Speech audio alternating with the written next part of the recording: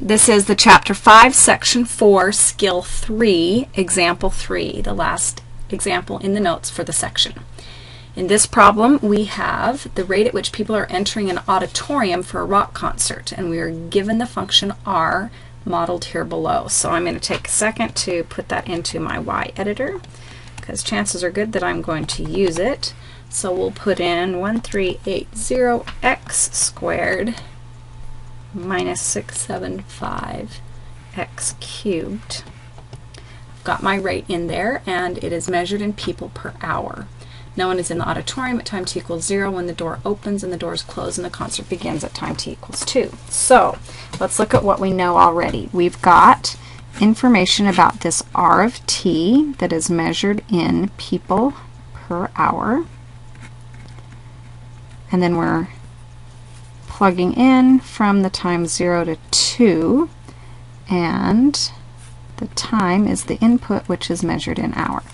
We're also told that no one is in the auditorium at time t equals 0, so we can talk about the number of people at any specific time.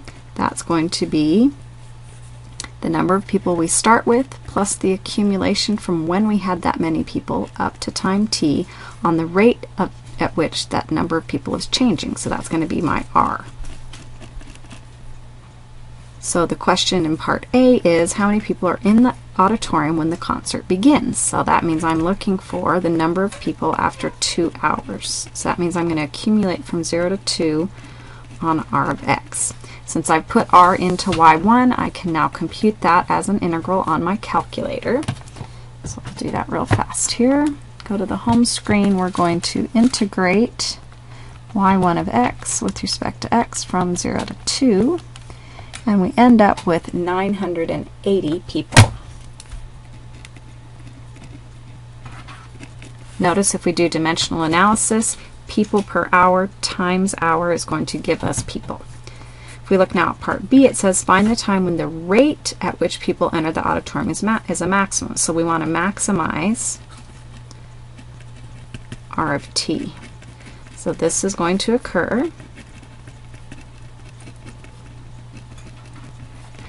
at an endpoint or when the derivative of the thing we're trying to maximize equals 0 or undefined.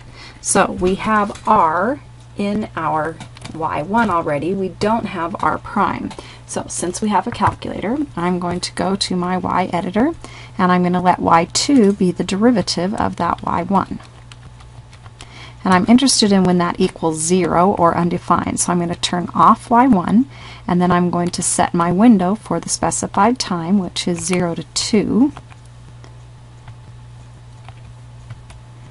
And I want to know when it crosses the x-axis, so I'm really only interested in looking a little bit below and a little bit above, so I can stick with that -1 to 1 and graph my y2, or that derivative of r. Okay, I see only one location at which I've got that r prime crossing the x-axis.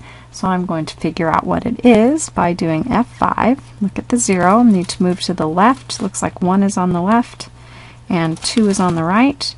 And I get a 0 of 1.369, or 362, excuse me. So that means my options for r that I'm going to compare are r of 0, r of 1.3629, and r of 2. Now notice that I stored r in y1 and that this number is currently stored in the calculator as an xc. So I'm going to compare the outputs by plugging these into y1. So back on my home screen, I'll do y1 of 0. That gives me 0 people. I can do y1 of that xc,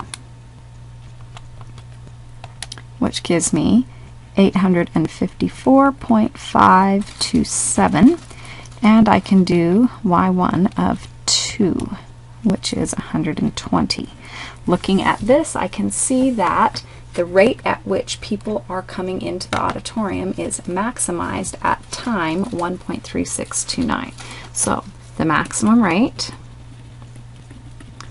occurs when t equals 1.362 or 1.363, depending on whether you truncate or round.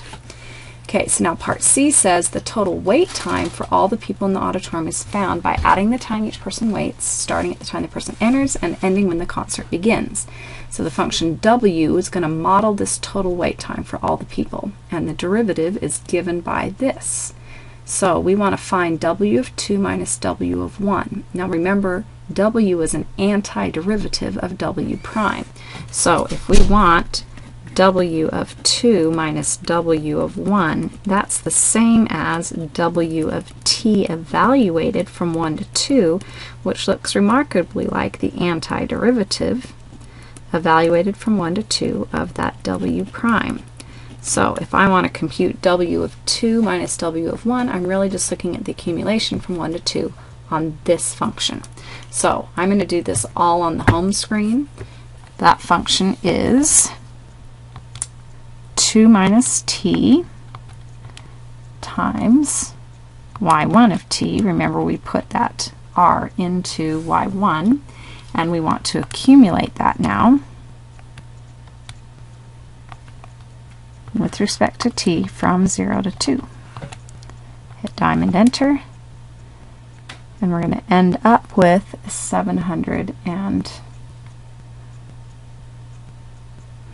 that's not the right answer, so they may not like that we're plugging x's in there. So let's do, or t's. So let's try it with an x. Oh, and we should be going from 1 to 2, not 0 to 2. Sorry about that. So diamond enter, we end up with 387.5. That looks a little better. So this is 387.5, and let's think about what the units are. That's going to be the total hours that people who entered the auditorium after time t equals 1 had to wait. Last part, D, asks us for, on average, how long does a person wait in the auditorium for the concert to begin? Consider all people who entered the auditorium and use the model for total wait time from part C. So in order to get the average wait time, we need to take the total wait time and divide by the number of people that are in the auditorium. So that means we would be accumulating from 0 to 2 on that w prime, and then we'd need to divide by the 980 people that entered the auditorium. Well, I already figured out that total wait time when I did the accumulation from 0 to 2, so I'm just going to go grab it, and then I'm going to divide by 980, and we should get 0.775 or 0.776 hours.